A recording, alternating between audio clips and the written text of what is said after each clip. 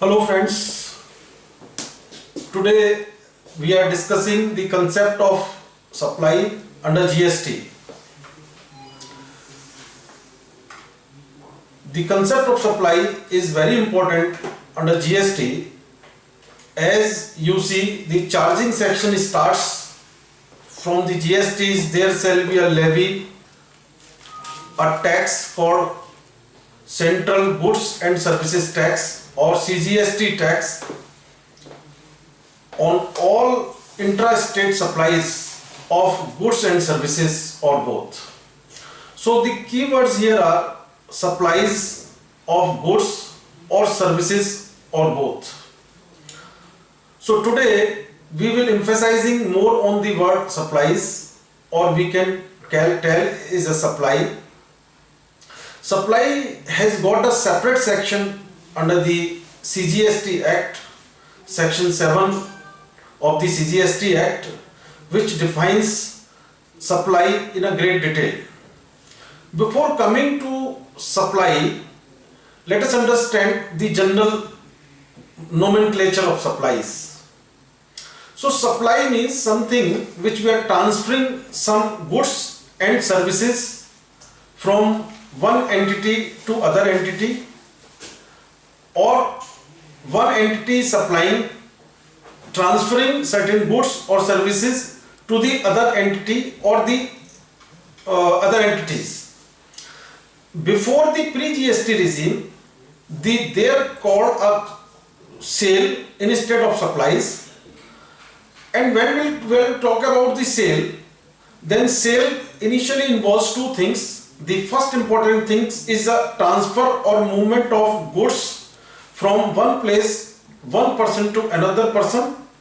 The second important aspect is the legal title of the goods is transferring from the transferor to the transferee.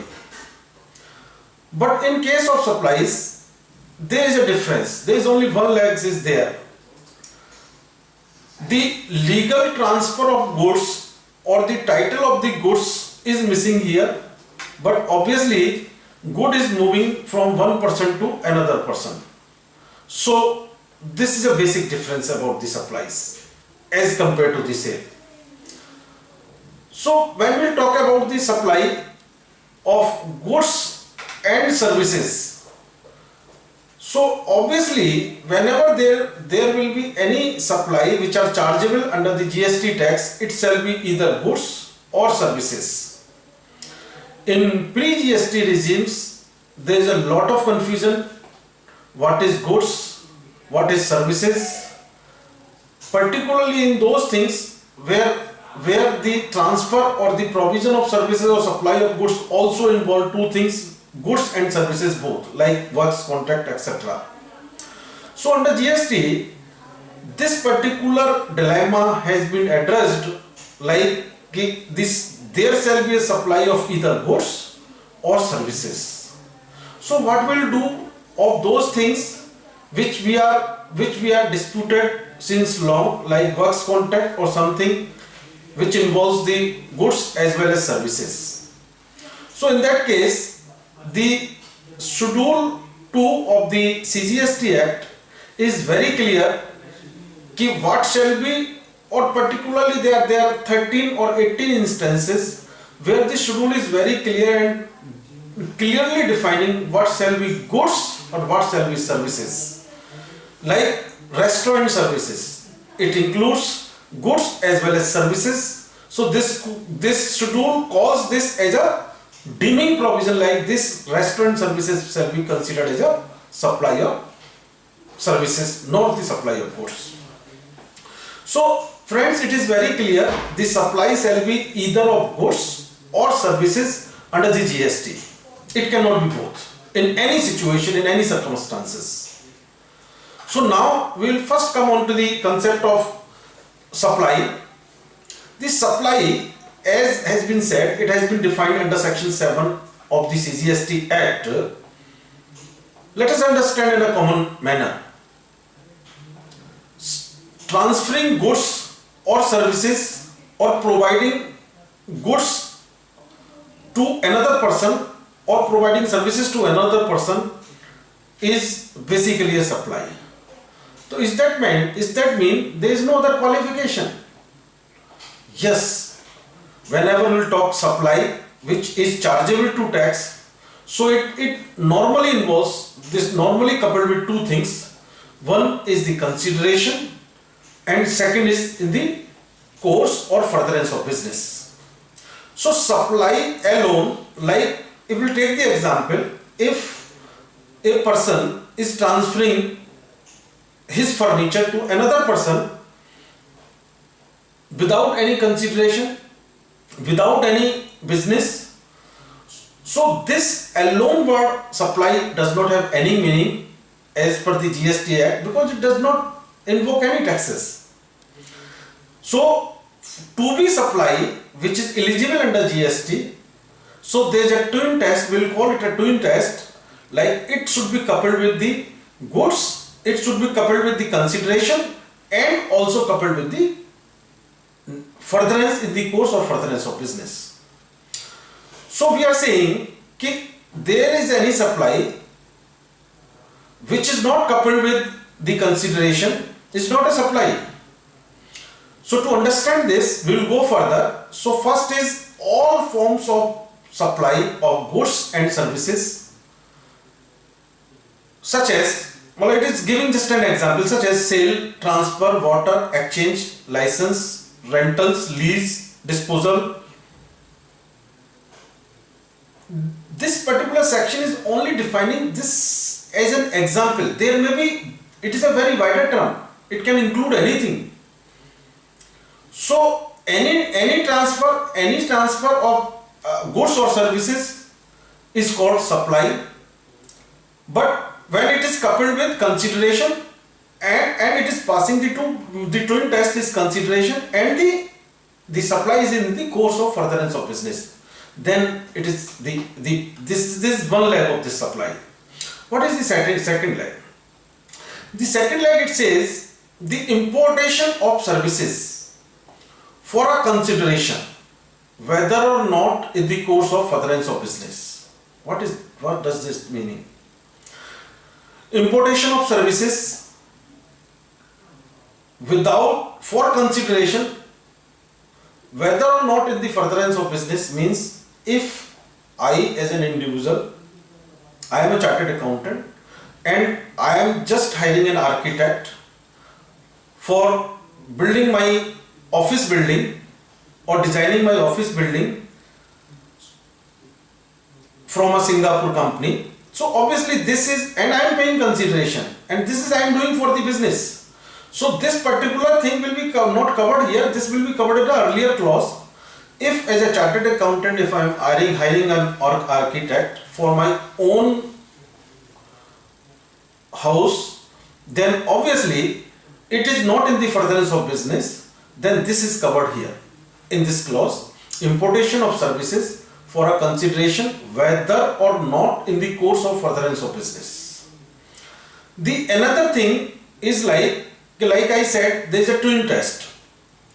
There should be a consideration and it should be in the supply should be in the course of furtherance of business. So then it says that activities specified in Schedule 1 means something which is not for any consideration. What are those activities?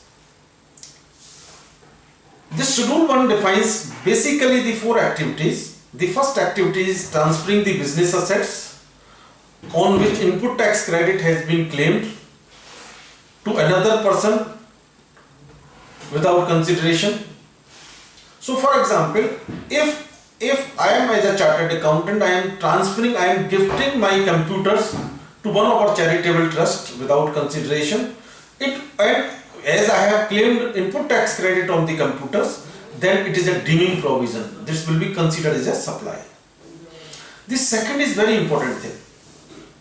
Under GST, the basic structure is like the person is a different entity if it is in a different states, because it has to take a separate registration in separate states. So the same person having two separate registration in the different state is a separate person or distinct person. So any supply between these two persons shall be a taxable supply even if it is without consideration. One thing. The second important aspect is that if any supply between the related persons without consideration is a deeming supply. It is a deemed supply, without consideration deemed supply. So say I am a chartered accountant and I am filing the tax return of some of my relatives and I am not charging anything. Whether it will be supply or not, it will be supply. That is a deemed supply. Or I can say that is a hidden supply. There are so many cases, friends, into this particular aspect. Like I am owning a building, office building, in which I am running 4 firms. All are related firms and I am charging rent only with the one firm. The other firm I am just showing as a they are using my building, but I am not showing any rent with them.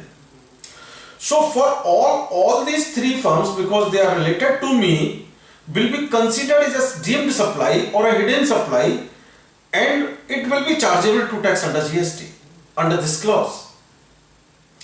So there are so many cases. We have to come up with all type of things so that we can just come up with these hidden supplies, so that we have to pay the GST as per the law. So the another important thing is the supply between the agent and the principal. Again, there used to be a business, there is no supply, the principal is transferring goods to the agent and agent is selling the goods. So under GST, if it is without consideration, then definitely it is a supply under the deeming provision, which is covered under Schedule 1. The fourth leg is very, very important, and it is going to affect particularly the digital industries, or particularly the BPO sector, or mostly all of the companies which have a foreign exposure particularly. So any supply of services, this is only related to the services, any supply of services to a related person outside India or to a branch outside India, even without consideration, will be considered as a supply. Let me take the example, like we have the Singapore based company is having a branch office here in India, and this branch office is basically only headed by one person who is heading all the activities of that particular company. So whatever services this particular branch office is providing in India is taking support from the headquarter in Singapore.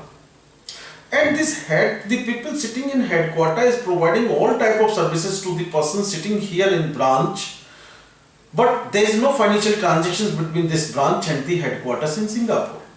But this branch is earning revenue in India. So friends, this can be considered all type of services which the branch is receiving, even without consideration from their headquarters, will be considered as the importation of services and is chargeable to tax. And the same thing can be reversed, like there is a headquarter here and you have a branch outside India and you are providing services outside India, it shall be considered not as an export, but it will consider as a taxable supply. So that is again is a example of a hidden supply. There are so many industries there are so many transactions which are going to covered by this thing, and this is the forms of hidden supply, the supply between the related persons, whether in domestic transactions or the international transactions, the supply transfer of business assets to XYZ persons, or in some cases the employees, because employees being the related parties, and they have given the exceptions also. The amount of, they have given the cap of 50,000 in a year per employee. It is not a supply, they have given the exemptions. So this is the first leg of this supply definitions. So it covers, basically we will summarize, covers they sell all forms of supply of goods and services or both, example दिया है sale, lease, transfer, exchange, barter etcetera for a consideration and in the course of furtherance of business. The one leg, the second leg is importation of services for a consideration, but no furtherance of business is required. And the third is the supplies covered in Schedule 1. And the another leg is the which we have already discussed is the supply shall be either of goods or services. So there is Schedule 2 which defines the controversial matters, which will be deeming provisions that this particular supply of goods or services shall be considered as a supply of goods or supply of services. So now we'll come another leg. They said okay, there are certain things which will not deem as a supply. So it means these are supplies, but the law by itself is saying that it will not be considered as a supply by deeming fictions, as if they are supplies. But that will not be considered as a supply. So which is stated in Schedule 3 of the GST Act, the most of the transactions stated here are either is a sovereign functions of a government, or the one very important thing is like supply by the employee to the employer. So where there is a employee relationship, so any supply of services by an employee to the employer will be out of the ambit of this definition of supply. There is another thing like actionable claim. The actionable claim, other than these three things, the betting, gambling will not be considered as a supply.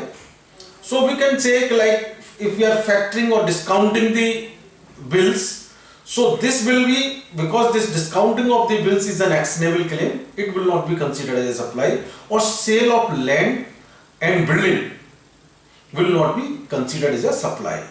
And certain sovereign functions shall not be considered neither the supply of goods nor the supply of services.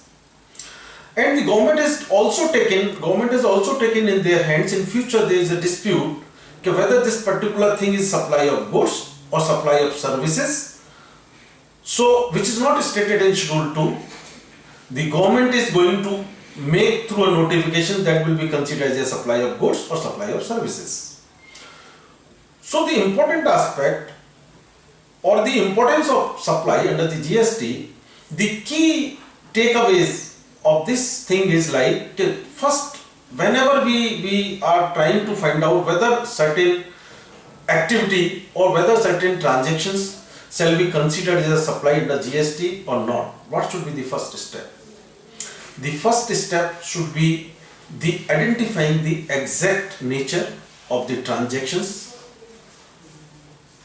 and then trying to find out in a plain meaning whether it will be covered under the first leg of the definition, like whether it's a supply of goods or supply of services.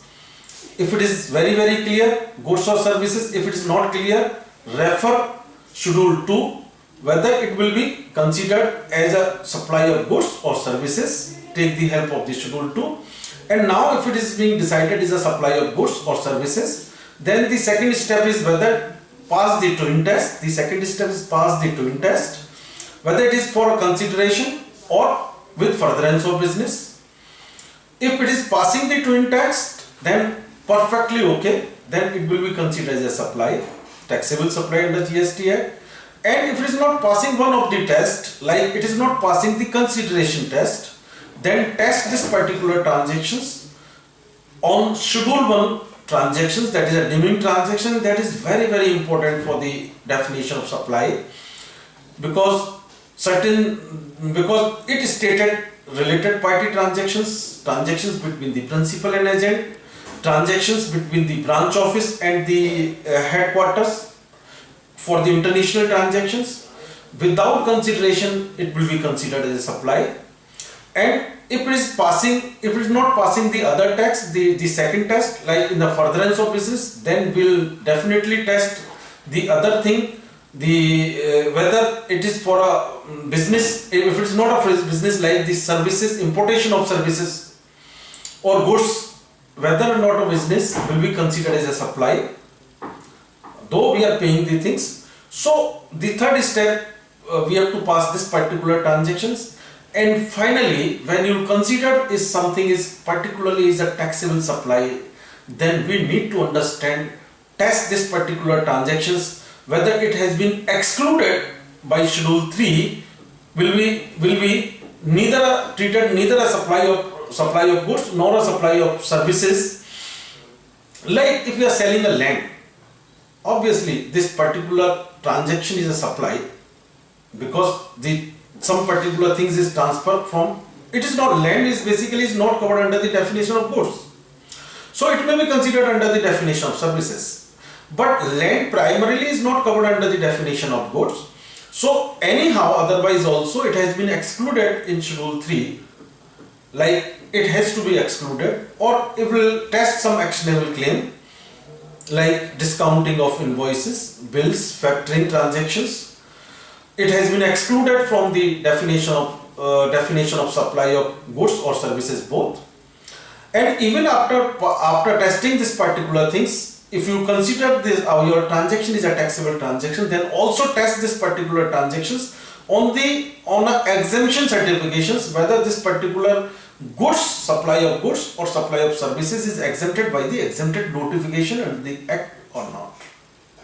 So following these steps, we are able to understand whether